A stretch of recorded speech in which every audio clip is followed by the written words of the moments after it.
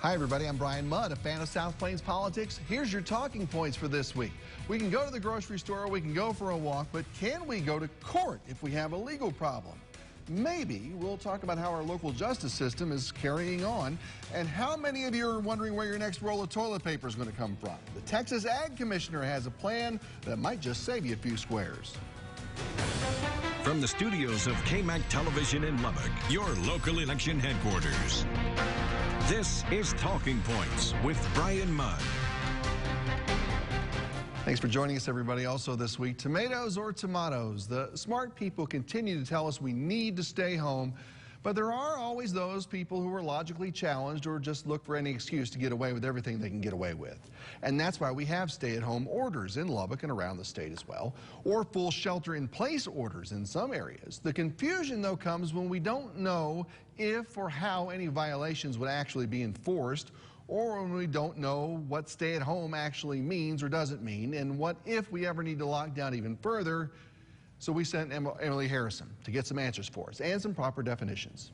We don't have a shelter-in-place order. Our order is very plainly spoken, stay at home. But what does that mean and the difference between the two? Standing at least 6 feet apart, City Council member Steve Massengill says it starts at what's allowed and what isn't. Well, ours tells you to only get out for essential things like food, medical needs, going to work. Under stay-at-home, residents are still allowed to leave their homes for a limited amount of reasons, including going to our city parks.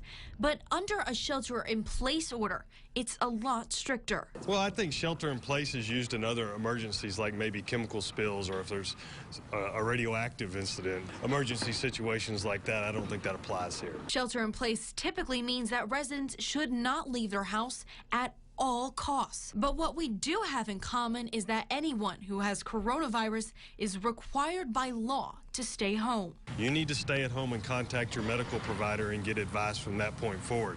You do not need to be at the grocery store. You do not need to be picking food up at a restaurant for your family. Regardless of it being shelter-in-place or stay-at-home orders, the message remains the same. Stay at home, stay calm. This is going to be a few-week period. We don't know how long this is going to be, but as long as we're doing what we can to fight it, we can beat this. So there you go, Emily Harrison reporting, and that's all great, except those definitions of stay-at-home sometimes vary from town to town and leader to leader. We spoke live on the news this week with Governor Greg Abbott, who has now extended the state's stay-at-home order through the month of April. And I asked him about making that decision and if they were preparing for this to be extended into the summer. But it's hard to tell right now how long the spread will last. I will tell you what Dr. Birx shared with me as the president, and that is there is the anticipation that we may see the apex of it or the top of it maybe in some time as early as mid-April. But one thing that we know, and that is with the increase in the number of people in Texas testing positive, as well as people in the Lubbock area testing positive, with the increased number of hospitalizations, we still face a danger zone if we were to not have any more restrictions on public gatherings right now, which is exactly why today I ordered enhanced restrictions in the state of Texas, limited to essential services only. If you're not involved in an essential service, you basically need to stay home. With all of that in mind, are you looking for any specific trigger that might cause you to order any sort of statewide shelter in place on top of this? Well, understand this, and that is shelter in place is a term used for something like when a tornado is coming, you're supposed to seek shelter immediately. The states that have adopted shelter in place basically have rules much along the lines of what I have announced today. They say shelter in place, but you can leave your home and go out to engage in what are categorized as essential services. In those states, they have all their employees fully engaged in providing the essential services to everybody at all different levels of government, as well as they provide things open like grocery stores, which is what my order also allows. And so people come up with different names. What matters is that if regardless of whether you're in Texas or some other state, if you're not involved in essential services, the best place for you to be right now is at home. Certainly very smart. Where does Texas stand on bringing in personal safety gear for our medical personnel? I know there's been some talk of states actually bidding against each other for these items. Has that become an issue for you and your people at all? It is. So I have one of the premier supply chain teams in America working for me, including people who are experts at this in the private sector. And yes, we have been bidding both against other states as well as the United States as well as other countries.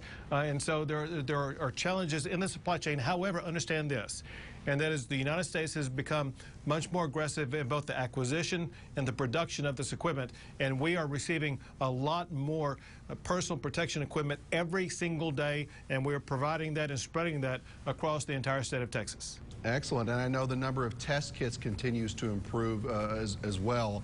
Can you give us an update on that situation and just testing availability in general for Texans? Sure. So over the past 7 to 10 days, testing in Texas has increased about 1,000%.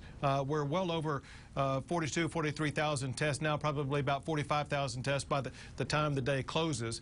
So more people are being tested, but here's the important mathematical equation people need to know. Only actually less than 10% of the people who were tested test positive for having COVID-19, and only about 10% of those who test positive actually need to go to a hospital. And so, yes, we're testing more, but more people are testing negative, which means they don't have it. That is important perspective that we all need to keep in mind as we go through the coming days and weeks. Governor Greg Abbott, we want to thank you for everything you were doing. We know none of this is easy on any of you there. Stay safe, and we'll talk to you again very soon. Thank you. God bless Lubbock.